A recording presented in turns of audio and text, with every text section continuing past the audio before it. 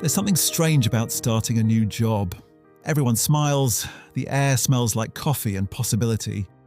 But inside you're tense. You want to seem confident, like you belong. But a quiet voice keeps whispering, "Don't mess this up." If you've ever felt that, the mix of excitement and self-doubt, this story is for you.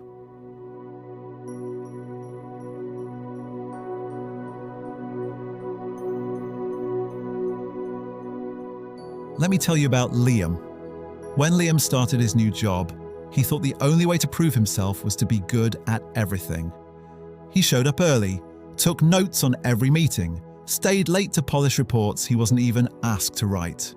His desk was tidy, his smile practiced, his sentences careful. On the surface, he was doing everything right, but underneath, he was drowning. Every mistake felt like a verdict, every question, a test he might fail. He'd look around at his team, confident, relaxed, joking during breaks, and wonder, how do they make it look so easy? The truth was, Liam wasn't bad at his job. He was just too busy trying to be perfect to notice where he was actually great. One morning, during his second week, his manager pulled him aside. "Liam," she said gently, "you're doing fine, but I'm not seeing you.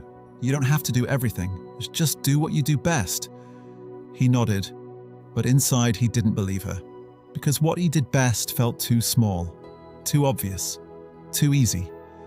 He'd always been good at simplifying complex things, explaining ideas in ways that made people go, "Oh, now I get it."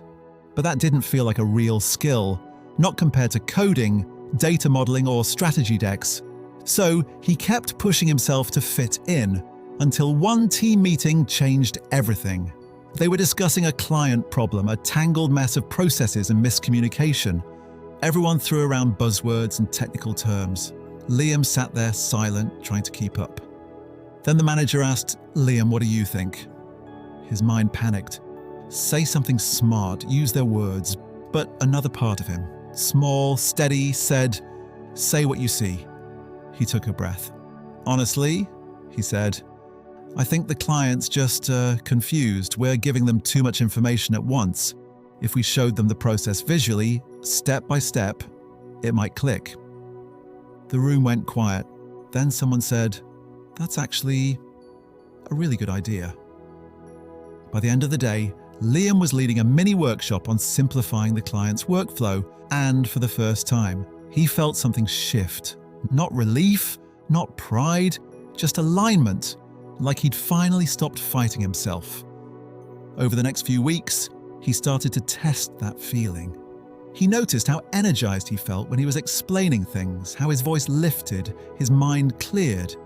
He began volunteering for tasks that played to that strength. Presentations, client briefings, team trainings, and little by little, people began to notice. "Liam, can you help me frame this report? Liam, you're great at simplifying this, mind reviewing it. Liam, can you explain this to the client?" He wasn't doing more work, he was just doing his work, the way only he could. But the real turning point came during a quarterly meeting. His manager announced a new project, one that needed a clear communicator to bridge between departments. She looked straight at him. "Liam, I think this role has your name on it." And that's when he realized the very skill he used to downplay was the reason he stood out. Of course, there were still moments of doubt. He'd catch himself slipping back into the habit of over-preparing, of trying to be everything.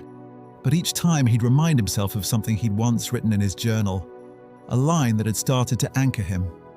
"I don't have to be the best at everything. I just need to be the only one who does this the way I do." That became his quiet mantra, and in time it became true.